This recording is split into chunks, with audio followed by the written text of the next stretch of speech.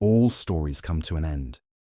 But this story ended with my friend Sherlock Holmes taking his final steps at the edge of a waterfall. I am here to uncover the truth behind that moment.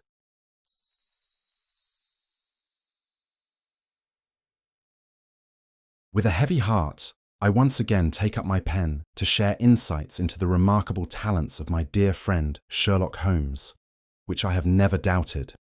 Since the fortuitous encounter that led to our first case, A Study in Scarlet, it is undeniable that we have experienced extraordinary events. From that case to the resolution of the missing treaty, an affair of such gravity that it could have international repercussions, I must admit that my prose has occasionally faltered in attempting to reflect the extraordinary nature of these events and the intricate relationships they entail.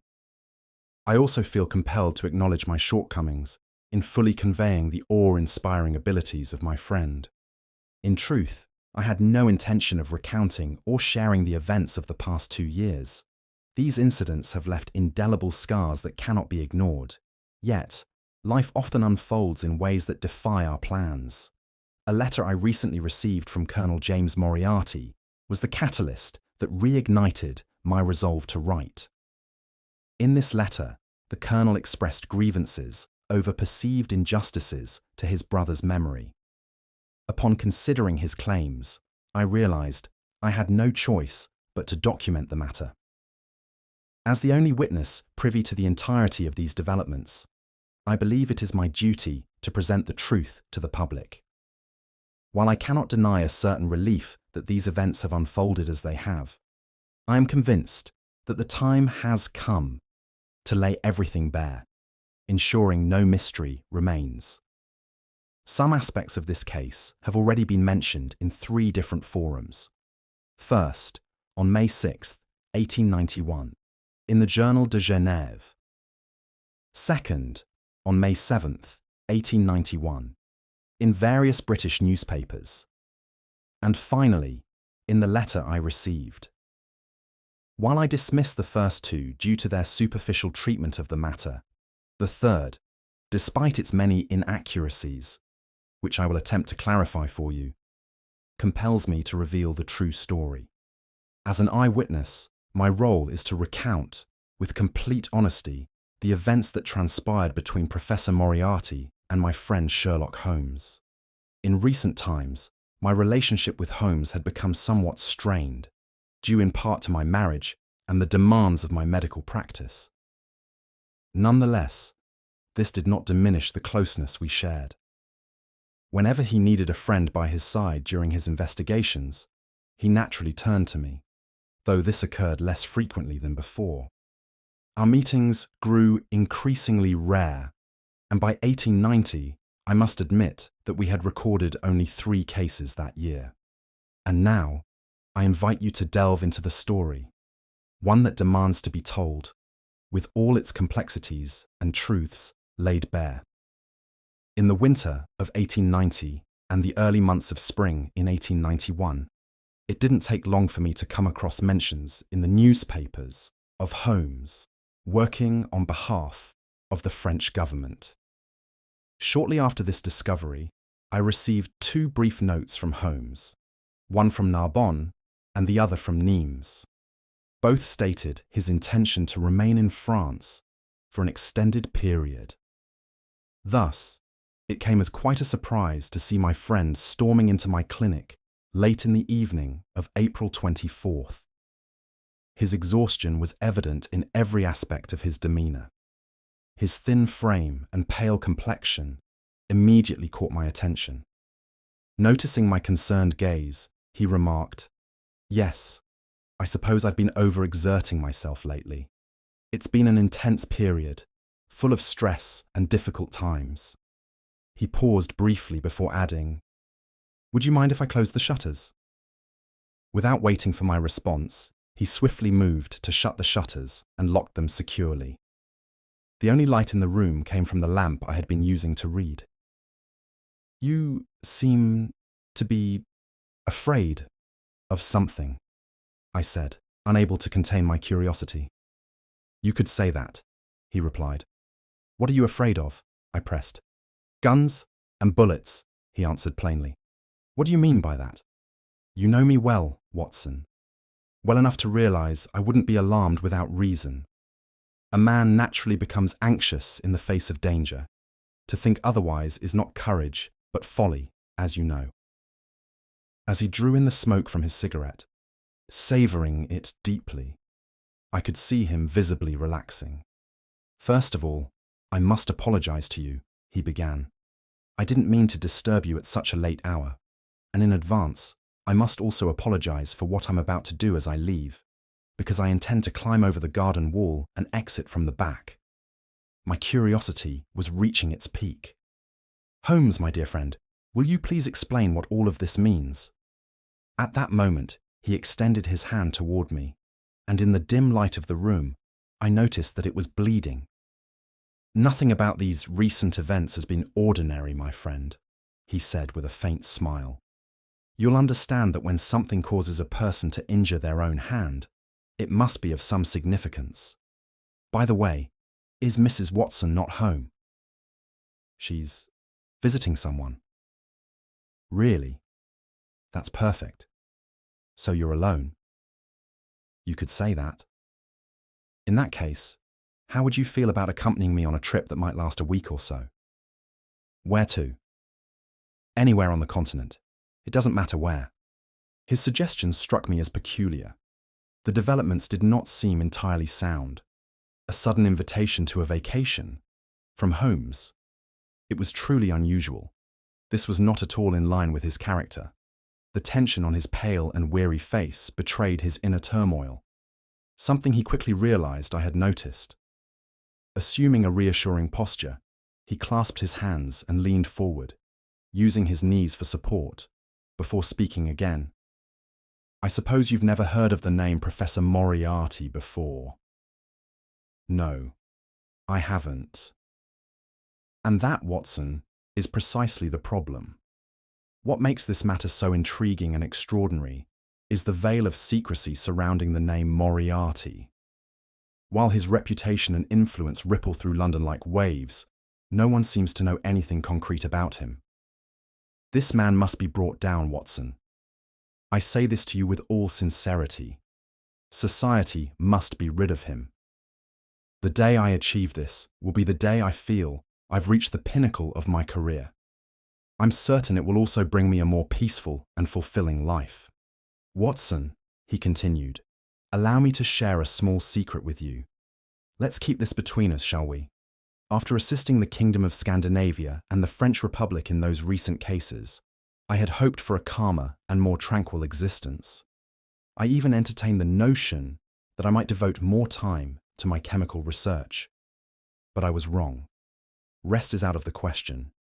Because of one name, I haven't had a single moment of peace in my chair. Just hearing the name Professor Moriarty fills me with unease. The thought of him walking freely through London makes my skin crawl. Why is that? I asked. This man, first and foremost, possesses an impressive career. He comes from a good family, received an excellent education, and is a mathematical genius. When he was just 21 years old, he made a name for himself across Europe with his research on the binomial theorem. He even secured a position at a small university's chair of mathematics. A brilliant future awaited him. Anything else would have been unthinkable. Yet, the blood flowing through his veins left him a darker legacy. Instead of rejecting it, he used his unparalleled intellect to embrace it, becoming exceedingly dangerous. In the town where he held his university position, countless rumors arose about him. These rumors eventually forced him to resign from the chair of mathematics and move to London, where he took up work as an instructor. These facts are well known. But what's unknown, and what I've gathered about him, is what I'm about to share with you now. As you will undoubtedly agree, no one in London understands the criminal underworld as well as I do.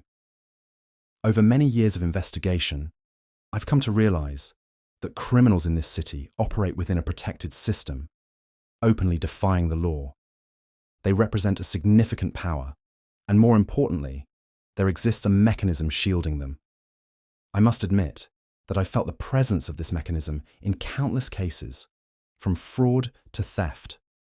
Moreover, I've often suspected that many unresolved crimes were orchestrated by this same criminal system, though I was reluctant to believe it. I have spent countless hours attempting to resolve these unsolved cases, to lift the veil of secrecy surrounding them. When I finally found a lead that seemed to point in the right direction, I decided to follow it, despite the challenges and complexities. All my findings ultimately led to one individual, the former mathematics professor, Moriarty. Let me offer you another perspective, Watson. This man is the Napoleon of crime. No matter which stone I overturn, he appears beneath it. Nearly half of all crimes in this city, and certainly every unsolved one, can be traced back to his orchestration. I have no doubt about his genius. He is also a philosopher and a master of abstract thought. His intellect is unquestionably first class. The mechanism he has constructed is, in itself, a testament to his brilliance. At the heart of it all, he sits motionless, yet his control extends everywhere, ensuring not even the slightest slip occurs. He is the consummate professional, managing this system as its silent overseer. He deliberately acts as though he is outside of it all, making a great effort to maintain that appearance. Yet, every plan passes through him. The system he has built is vast, with an incredible network of resources. It functions like a highly efficient, organized crime syndicate, prepared to carry out any task with an endless supply of personnel at its disposal. Whether it's a document that needs to disappear, a house to be burglarized, or someone to be eliminated, every task is handled with meticulous precision. All it takes is notifying the professor, and the matter is resolved with the utmost care. Suppose things don't go as planned and the perpetrator is caught. Even this scenario is accounted for in the plan. Bail, legal defense, everything is arranged in advance. Funds are always readily available. Even if there's a crack in the system, the only individuals who face consequences are those directly involved in the crime. The professor himself remains untouchable, and no one even suspects him. Watson, this is the situation, my dear friend. This is the profile and functioning of the organization that my investigations have revealed. Reaching these conclusions has drained all my energy and time. Now, I am striving to dismantle this criminal mechanism. However, the professor is no easy target. The protection afforded to him by his associates is the primary obstacle that binds our hands. No matter how much effort you put into it, you can't find anything substantial to use against him in court. At least, that was the case, until recently. You know me well, my dear friend. You've witnessed firsthand how I overcome challenges and surpass them with my abilities. Yet, despite all my talents, I must admit that after 3 months of relentless effort, I nearly gave up. I was forced to acknowledge, albeit reluctantly and with astonishment, that I was facing an intellectual equal. The crimes I encountered during this time left me deeply shaken. Any admiration I may have once felt for his abilities has been completely eroded by the horror of his deeds. Fortunately, it didn't take long for me to find the opportunity I'd been waiting for. A small mistake, a misstep he made while I was close enough to observe, proved to be his undoing. It cost him dearly.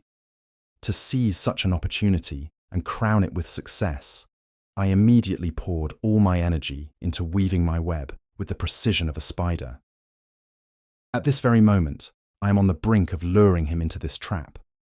In just 3 days, by Monday, I will deliver the decisive blow to this criminal network. The mechanism, led by the professor, will be dismantled, and all the criminals will fall into the hands of the police. What follows is inevitable. Those brought before the trial of the century will face more than 40 unsolved cases awaiting resolution. In the light of the truths that will emerge, they will all meet their deserved fate. Nevertheless, we must exercise utmost caution with every step we take. Even the slightest mistake at this stage could allow them to slip through our grasp. Had it been possible to execute everything without Professor Moriarty suspecting a thing, it would have been far better. But the man is clever, exceedingly alert. He has seen every move I've made to encircle him and has taken countermeasures. He has tried new methods and different strategies, thinking he could escape. Yet, I have matched every one of his moves with one of my own, proving that I am no easy adversary. I can say this without a shred of humility. My dear Watson, if a report were to be prepared detailing the intellectual strategies behind this deep conflict, it would undoubtedly be recognized as groundbreaking in the history of detective work. One day, it would be accorded the value it deserves in the annals of time. Never in my life have I been so determined to achieve victory. I have also never endured such a heavy toll as I have in this case. It is evident that he is fiercely fighting to maintain his existence. As of this morning, the final moves have been set in motion, and the next 3 days are of critical importance. For the plan to succeed, and for us to achieve our objective, we must wait those 3 days. This morning, as I sat in my office, weighing and calculating the steps of this cunning game in my mind, the door suddenly opened. To my astonishment, the man I'd been obsessing over for days stood before me, Professor Moriarty. You know, my dear Watson, that my nerves are as solid as granite. Yet even so, seeing this man, who had preoccupied my thoughts for so long, appear before me, caused me nearly to choke in shock. Allow me to describe the scene. The man I had been trying to capture through his physical features was now right in front of me, and he was unmistakably familiar. He was tall and slender with a broad forehead that protruded slightly, while his eye sockets seemed sunken in contrast. His clean-shaven face, pale complexion, and modest demeanour bore the marks of a man who once held an academic chair of some distinction. The slight stoop in his posture, likely from years of reading, added to his peculiar presence. His head swayed back and forth like a curious reptile, scanning his surroundings.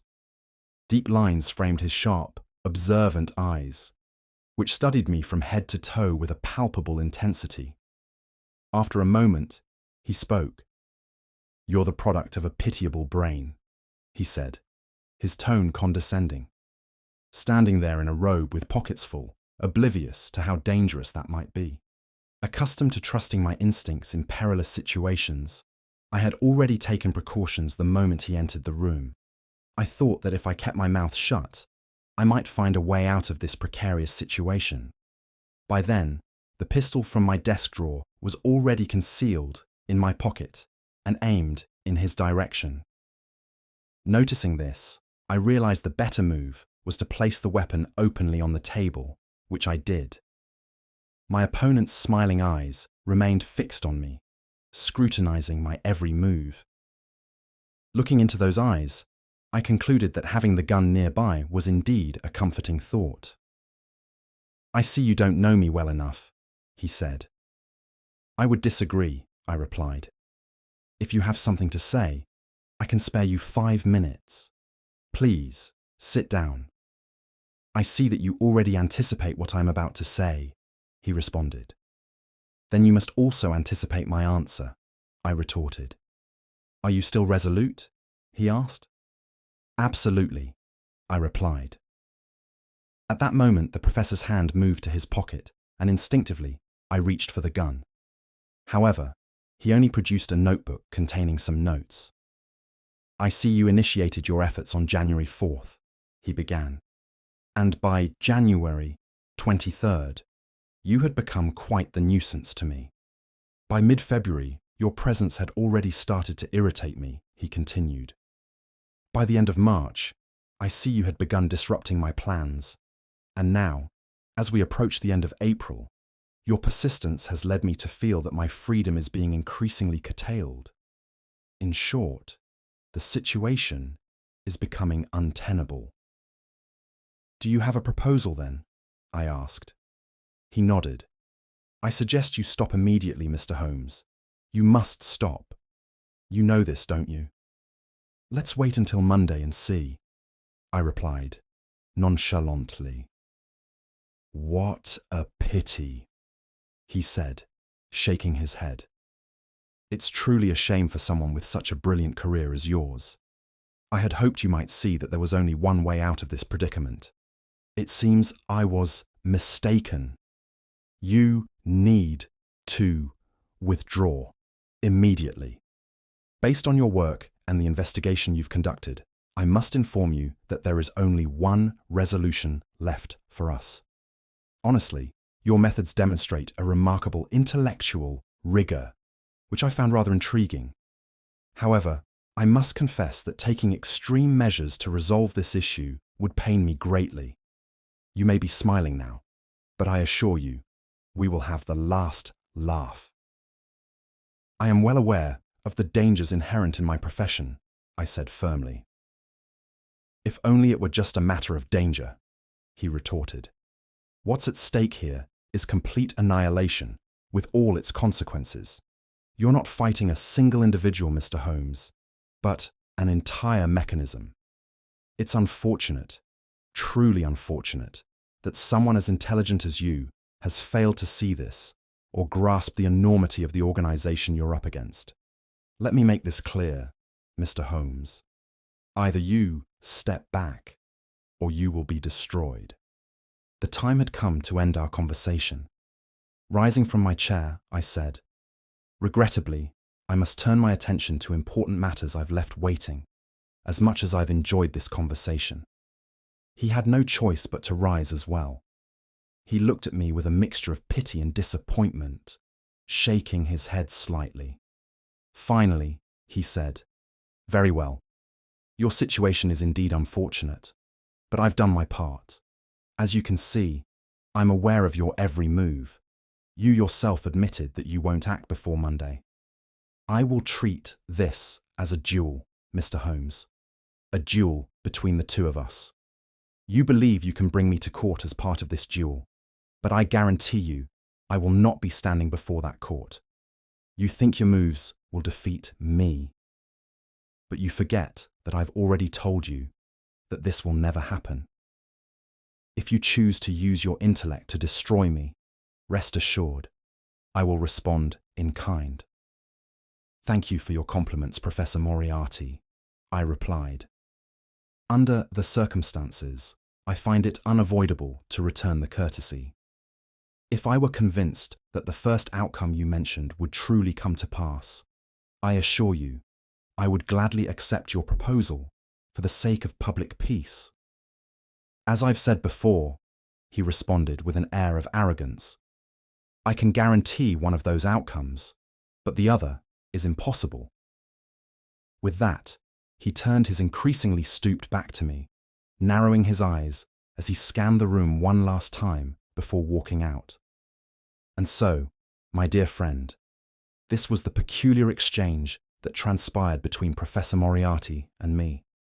To be honest, the entire encounter left me feeling deeply unsettled. His soft and persuasive manner, combined with his words, carried an impact that no common ruffian could ever hope to achieve. At this point, you might naturally wonder why I didn't immediately alert the police, given how extreme the situation had become. Let me answer before you even ask. I am certain that any counteraction to my moves would not come directly from Moriarty himself, but rather from one of the many members of his criminal network. I've already had experiences that reinforce this belief. Have they attacked you, you might ask? Ah, Watson, after seeing these maneuvers, it would be naive to think that Professor Moriarty would sit idly by, waiting for the blow to land. And indeed, he hasn't. Yesterday, as I went out around midday to take care of some business on Oxford Street, I reached the corner of Bentinck and Welbeck Streets when two carriages came hurtling toward me at breakneck speed. I barely saved myself by throwing myself onto the sidewalk. One of the carriages turned onto Marylebone Street and quickly disappeared from view. After calming myself, I continued on my way. While walking down Vere Street, a brick suddenly came hurtling from a rooftop above, shattering into pieces at my feet. Naturally, I immediately summoned the police to investigate.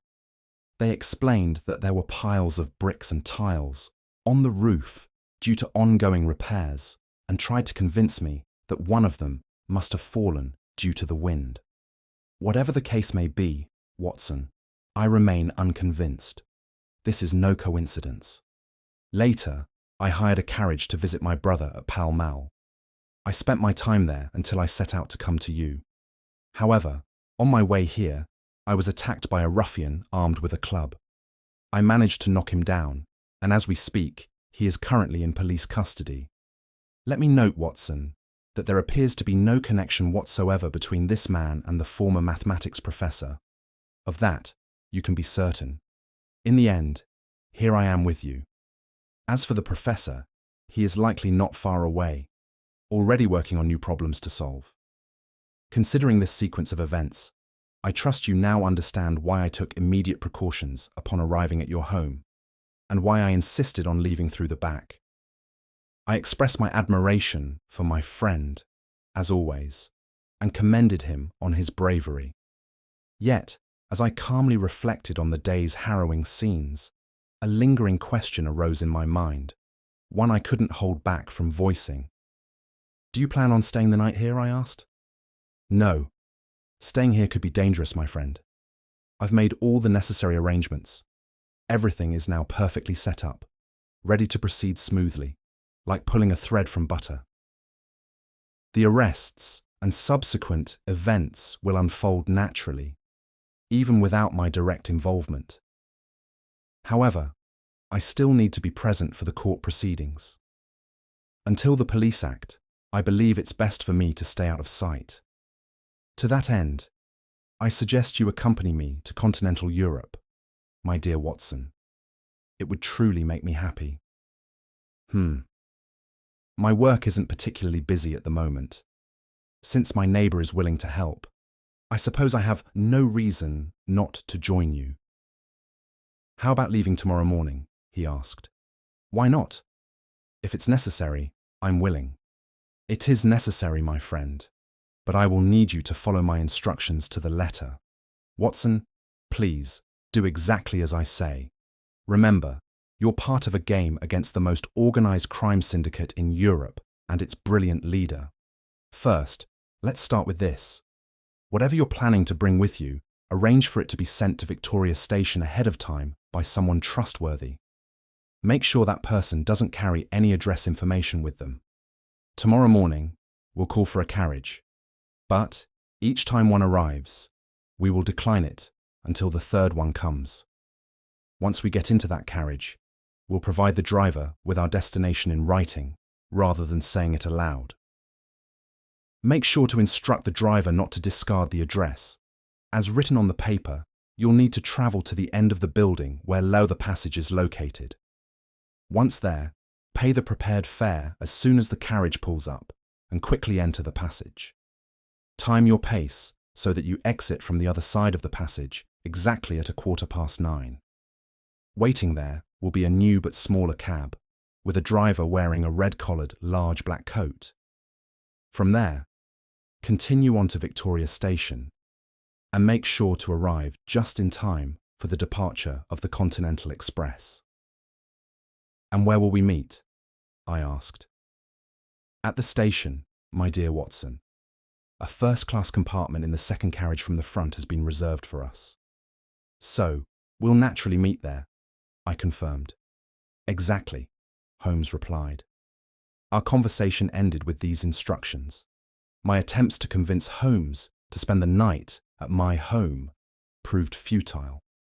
He was well aware of the potential risks of staying, and despite my insistence, he was determined to leave. After a brief exchange about tomorrow's plans, Holmes and I headed out to the back garden. There, he climbed over the wall overlooking Mortimer Street and disappeared into the night. From the sound of the whistle, he blew to summon a cab, and the noise of the departing vehicle, I knew he had quickly left the area. The next morning, I set to work immediately, carefully following Holmes' instructions. Taking great care to ensure the carriage I boarded wasn't one sent by Moriarty, I left for Lowther Passage after breakfast. Following his directions, I hurried through the passage and, right on time, managed to board the small cab with a driver wearing a red-collared black coat. Everything was proceeding as planned. The cab started moving the moment I stepped inside, and when we arrived at Victoria Station, I noticed it quickly sped off after dropping me off. So far, everything was going smoothly. My luggage, which I had sent ahead, had also arrived. Finding the carriage Holmes had described wasn't difficult. It was the only one with a reserved compartment. However, Holmes was nowhere to be seen. With 7 minutes until departure, I scanned the crowd, searching for my friend's familiar, wiry figure among the passengers. But it was in vain. He was not there. I distracted myself momentarily by helping an Italian-accented nun with poor English explain to a porter that her luggage needed to be secured. Once the clock struck departure time, I cast one last glance around the station before reluctantly boarding the train. To my surprise, the same nun I had just assisted was in the same compartment. I attempted to explain that she might have boarded the wrong carriage, but my poor Italian and her broken English rendered the conversation futile. Resigned, I muttered, "Do as you wish," and took my seat. I began to worry. Holmes's absence made me uneasy, and I feared something terrible might have happened to him during the night. As the whistle blew to signal the train's departure, a familiar voice addressed me. "My dear Watson, you haven't even wished me good morning yet." I froze in astonishment. The nun I had tried to assist was looking at me, and I suddenly realized I recognized those eyes. For a fleeting moment, I saw the wrinkles vanish from the face, the nose straighten, the ungainly lower lip transform, and the dull eyes fill with a familiar spark. Even the stooped back seemed to straighten momentarily. Then, as quickly as it had happened, the old nun reappeared, or rather, Holmes vanished behind his disguise. "Good heavens!" I exclaimed, utterly dumbfounded. "I nearly lost my mind." Holmes lowered his voice as he replied, "We can't afford to drop our guard. I have every reason to believe we're being followed. Look out the window. Moriarty is already here." The train had begun moving, and as I glanced outside, I spotted a tall, imposing figure pushing through the crowd, shoving people aside as he advanced. He gestured frantically as if trying to stop the train, but it was too late. Within seconds, the train picked up speed and pulled out of the station. Holmes chuckled and said, "Judging by the results, I'd say our precautions have been effective enough." As he spoke, he removed his priest costume and neatly packed it into a bag. "Have you read this morning's papers, Watson?" he asked. "No, I haven't." "In that case, you're unaware of what happened on Baker Street." "Baker Street?" "You should know, my dear friend, that my apartment was set on fire last night. Fortunately, the damage wasn't as severe as it could have been." "Good heavens! Holmes, this is truly testing the limits of one's endurance. In my opinion, they lost track of me after the club-wielding attack yesterday evening. Otherwise, why would they think I'd return to my apartment? Still, they must have taken another approach. I suspect they followed you. How else would they have found us or made it to Victoria Station? Tell me, Watson, did anything unusual happen on your way here?" "I followed your instructions exactly." "Did you have any trouble finding the cab?" "Not at all." "And did you recognize the driver?" "No, I didn't. Mycroft, my brother. In situations like this, trusting people we know is always the safest course. But what's done is done. Let's move on. We have more pressing matters to attend to, like planning our next steps regarding Moriarty.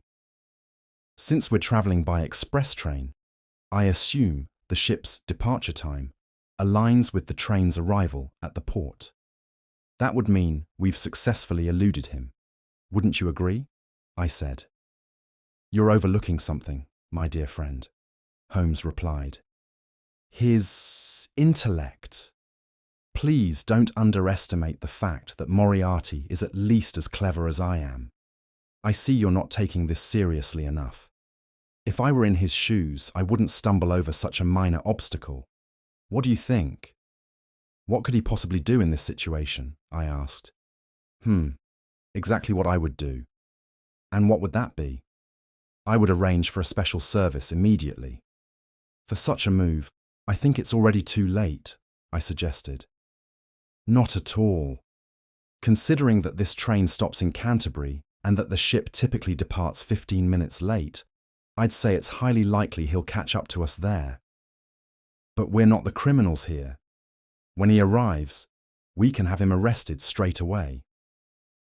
Your suggestion, Watson, would mean the collapse of the plan I've been working on for 3 months, Holmes exclaimed. If we were to follow your idea, we might catch the big fish, but all the small fish would escape entirely. That's why, under no circumstances, will there be an arrest. What do you propose then? I asked. First, we disembark at Canterbury. And then? Then, we'll embark on a long journey. First to New Haven, then on to Dieppe. Our clever pursuer Moriarty will have no choice but to head to Paris and wait by our luggage in an attempt to find us. Considering he'll lose 2 days in the process, we'll already be well on our way to Switzerland via Luxembourg and Basel, carrying nothing more than wicker bags. We promptly began following the plan. We ended our journey at Canterbury and found ourselves with an hour to spare before the train to New Haven was scheduled to depart. As we wandered the station, somewhat glum about having parted with the bags containing our clothes, Holmes suddenly grabbed my arm and pointed down the tracks. As you can see, Watson, he wasn't far behind, Holmes said, smirking. A clever man. In the distance, a trail of smoke could be seen rising above the Kentish forest. Moments later, the locomotive of a train appeared at the far end of the station, barreling toward us with a sense of urgency, its chimney spewing angry plumes of smoke.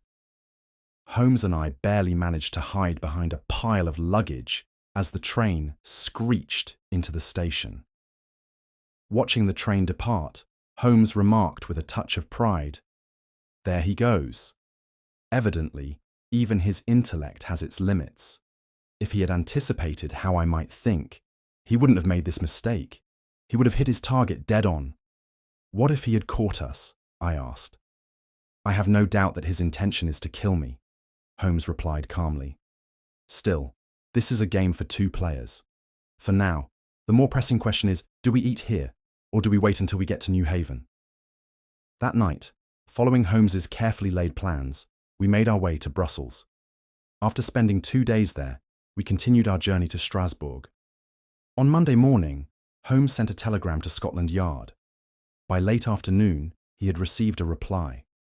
He tore open the envelope eagerly, read the message, and then, with a frustrated growl, ripped the paper to shreds and tossed it into the fireplace. How did I not anticipate this? He muttered. He's escaped. Moriarty? I asked. Yes. They've taken down the entire criminal network, but he has vanished without a trace. He managed to evade the police, as you might expect. It's understandable. Being away from London likely gave him an opportunity to escape, knowing there would be no one capable of dealing with him outside the city. I had thought I accounted for this possibility in my plan. Still, if you ask me, Watson, it would be better for you to return to England. What? Why? Because travelling with me may not end well for you. Staying with me could be dangerous. I've dismantled his network, Watson. I've stirred up the hornet's nest, and I doubt he'll ever return to London. It would be too risky for him. But from now on, he'll devote all his energy to seeking revenge against me. He as much as admitted this during our last encounter. There are countless reasons to believe he will remain relentless in his pursuit of vengeance. So, I must insist that you return to your work, Watson. It's for your own safety. Convincing Holmes to let me stay with him was no easy feat. We debated the matter for nearly half an hour in a cafe in Strasbourg before finally agreeing to continue our journey together that same evening. This time, we were headed to Geneva. For 7 extraordinary days, we travelled the length of the Rhône Valley. To deviate from the main path, we ventured as far as Luc. From there, we crossed the snow-covered Gemmi Pass, reaching Meiringen via Interlaken. It was a journey filled with breathtaking beauty, verdant springtime landscapes on one side and dazzling snow-covered peaks on the other. Even amidst such splendour, Holmes remained ever vigilant. He never forgot the shadow trailing behind us. Whether passing through charming alpine villages or traversing desolate mountain passes, he was always on guard, observing his surroundings, analysing every detail, and calculating every step. Fully aware of our pursuer's intellect, Holmes knew that no matter how far we travelled, we could never truly escape him. At one point, as we made our way from the Gemmi Pass toward the melancholy expanse of Daubensee, a boulder suddenly rolled down from the cliffs above, narrowly missing us and plunging into the river far below. For Holmes, this was enough to raise alarm. Where there was danger, there were questions. Ignoring our guide's reassurances that such incidents were trivial and common in the region, Holmes climbed to the top of the slope to investigate. The guide's dismissive attitude, that this was nothing more than a natural occurrence, did little to sway Holmes, who remained suspicious. His sharp, scrutinizing gaze scanned the surroundings, and I could see on his face the unmistakable trace of certainty that his suspicions were justified.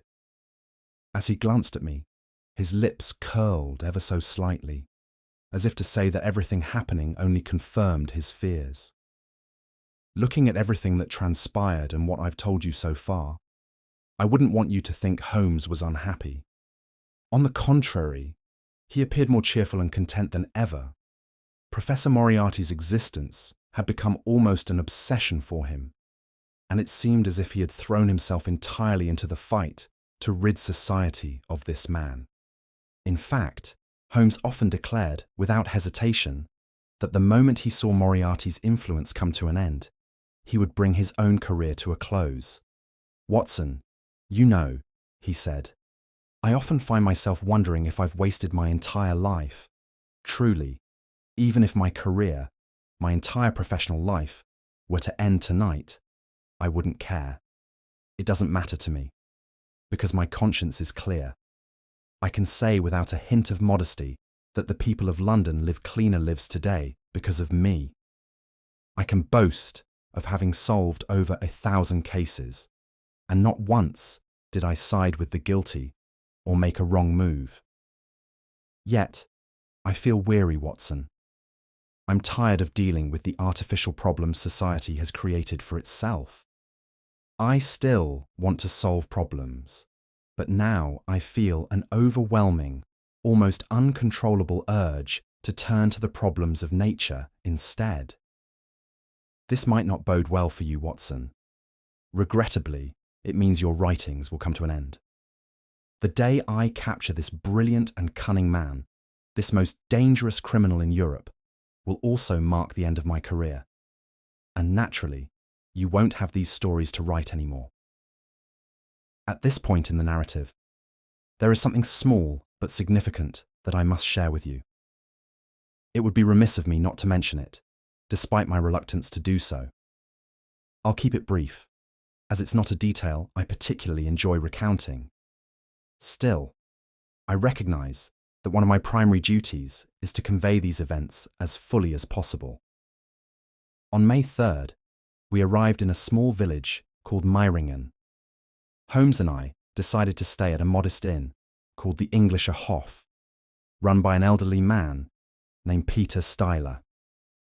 The old innkeeper, a sharp and intelligent man, spoke flawless English, having worked as a waiter for 3 years at the Grosvenor Hotel in London. On the 4th of May, following his suggestion, Holmes and I set out to spend the night in Rosenlaui, beyond the hills.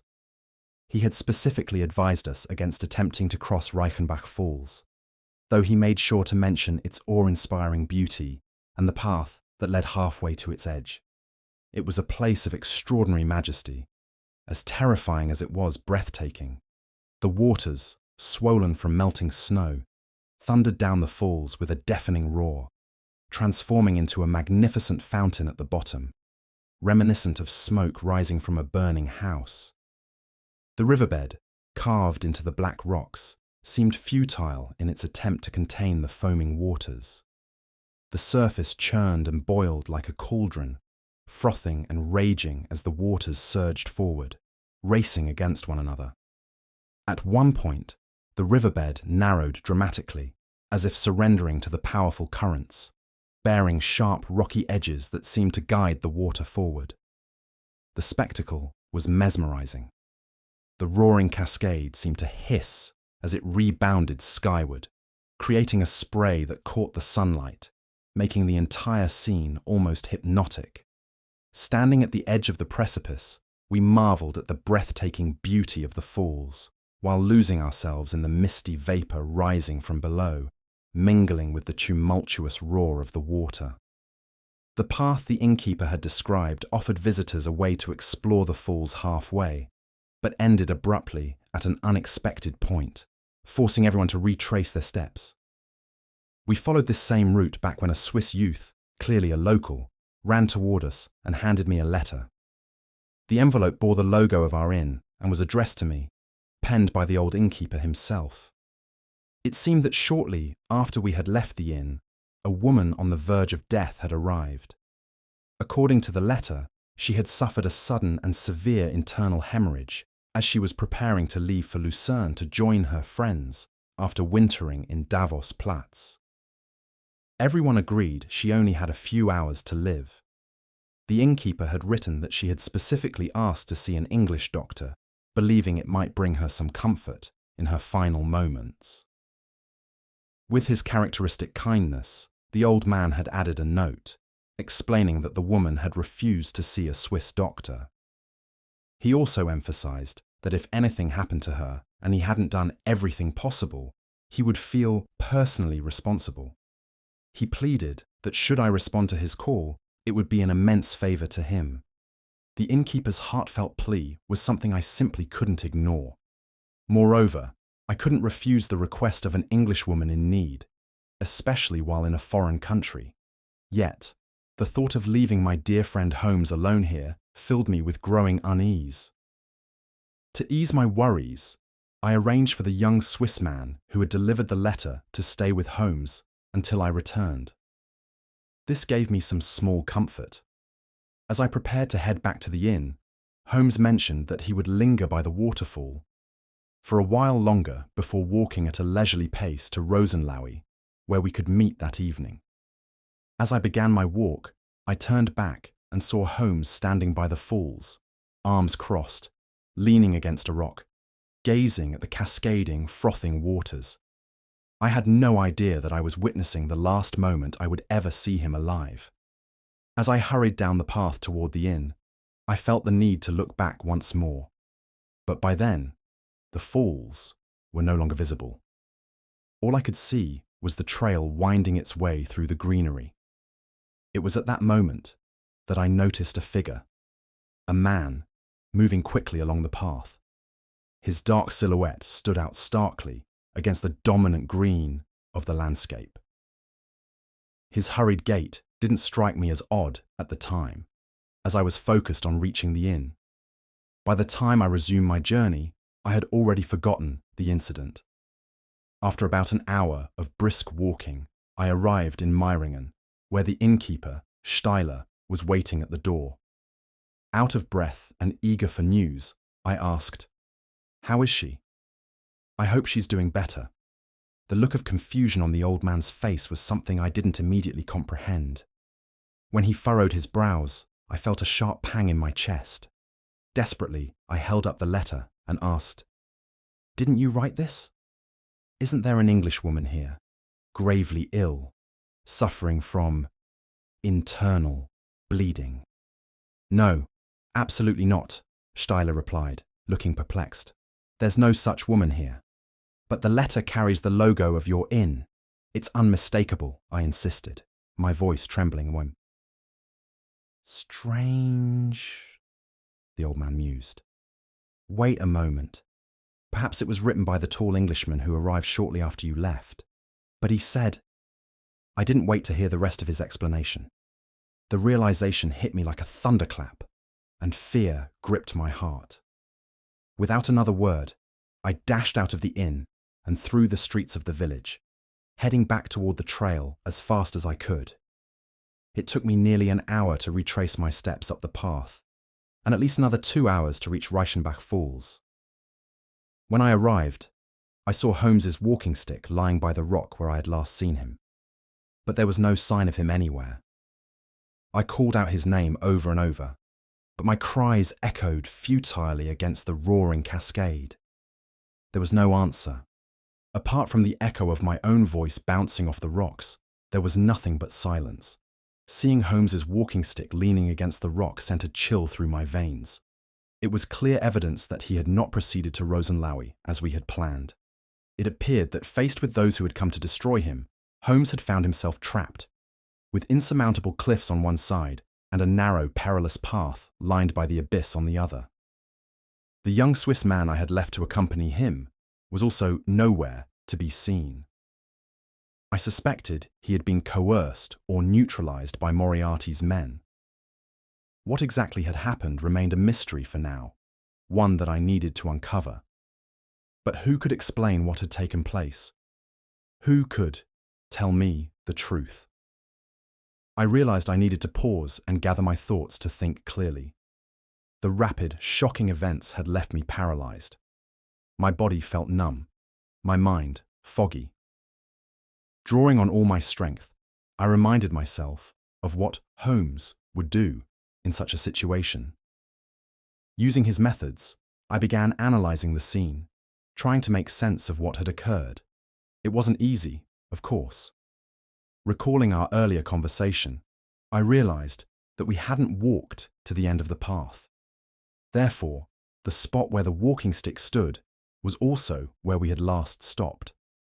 The black soil on the path near the falls was damp and soft, made so by the constant spray of water droplets.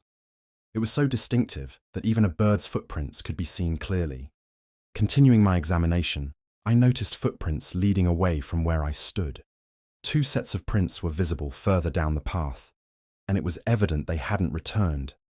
As I followed the trail to the end of the path, the texture of the soil changed. It looked as though it had been disturbed, as if something had been dragged or struggled over it. The ground was muddy, and the greenery near the edge of the cliff was crushed and flattened. Lying flat on the ground, I peered carefully over the edge, trying to see below. The fading light made the task even more challenging. All I could discern was the glimmer of water droplets catching the light as they leapt and danced off the rocks. Once more, I called out desperately, but like before, there was no response, only the echo of my voice. The roar of the falls, tumbling and churning below, began to sound uncannily, like a human cry to my ears.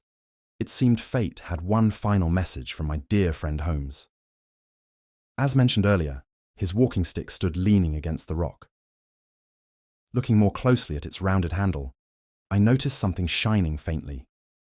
To my astonishment, it was Holmes's silver cigarette case, which he always carried with him.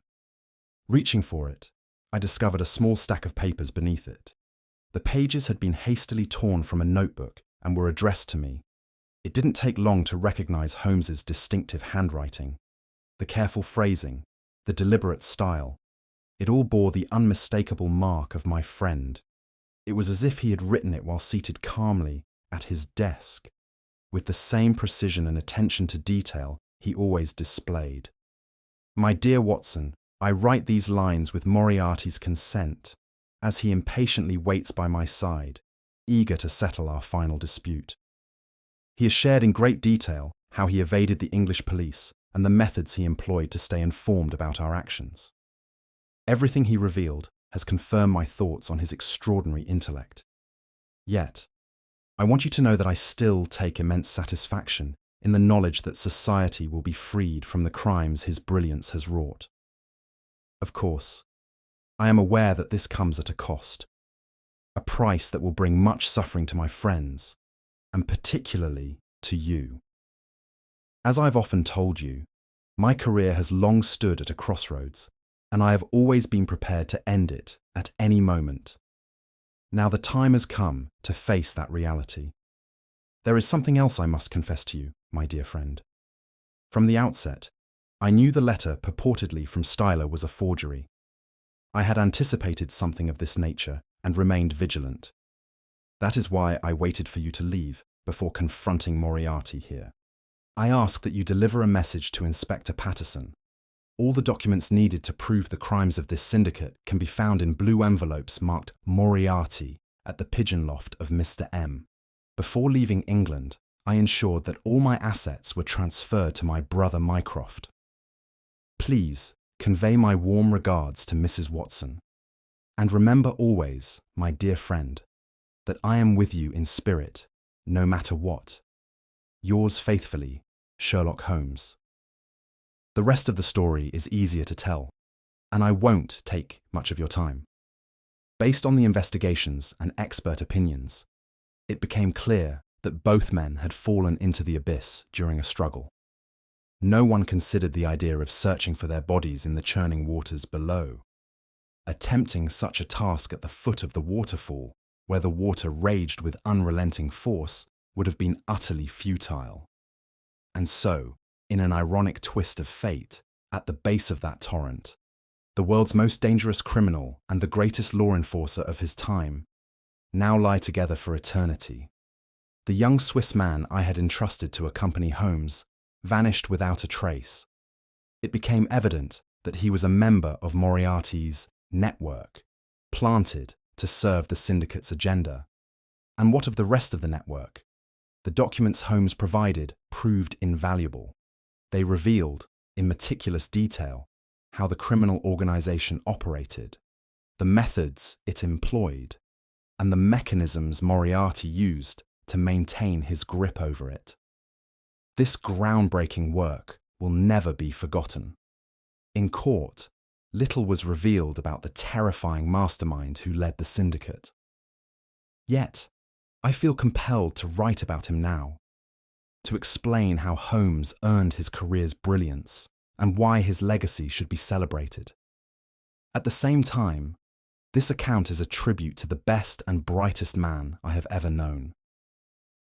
It is written in defiance of those who seek to tarnish his memory and absolve Moriarty, a man whose genius was entwined with crime.